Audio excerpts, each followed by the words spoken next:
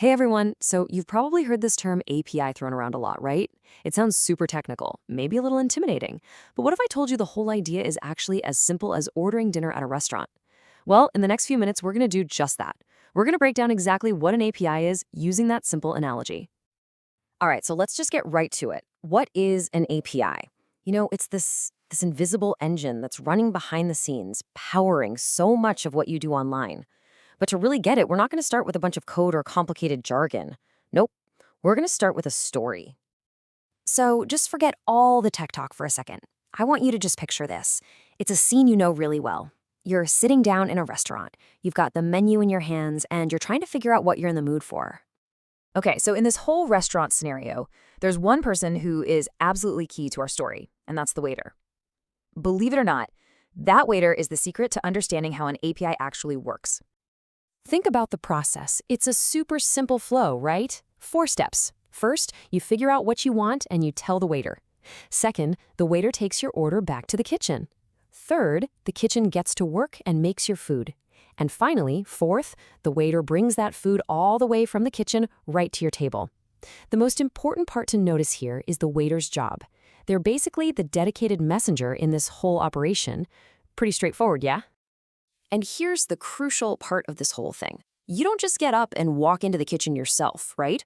You don't need to know the recipe, you don't need to know how to operate the stove, none of that.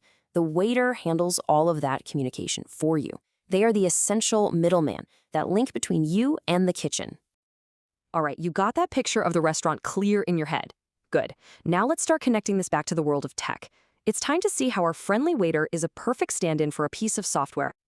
And here it is. This is kind of the big reveal, the aha moment. In the world of technology, the waiter is the API. That's it. It's the messenger. It's the thing that takes a request, goes off to get what you asked for, and then brings the response right back to you. And look how perfectly this all maps out. So in this analogy, you are the client. That could be your web browser or an app on your phone. The kitchen, where all the action happens, that's the server. That's where all the data or the service is stored. And that vital messenger in between, our waiter, you guessed it, that is the API. Okay, so now that we have that analogy locked in our minds, the official fancy definition suddenly makes a whole lot more sense. An API stands for Application Programming Interface, and all that really means is that it's a bridge. It's a set of rules that lets 2 different pieces of software talk to each other. Just like how the waiter lets you talk to the kitchen without you having to know how to cook. So that's the theory, right? The restaurant, the waiter, it's a great story. But now let's make this super concrete with a real-world example that I bet you use all the time. Let's talk about a weather app. Yeah, just a simple weather app on your phone. Think about it. You open it up, you type in your city, and boom, instantly you've got the forecast. It feels kind of like magic, doesn't it? But behind the scenes, our little software waiter is running around working hard. So when you type in a city, let's say Dhaka, and you hit search, your phone, which is the client, remember, sends out a request. It actually looks a lot like a web address. This is your digital order. It's basically telling the API, hey, I'd like the weather for Dhaka, please.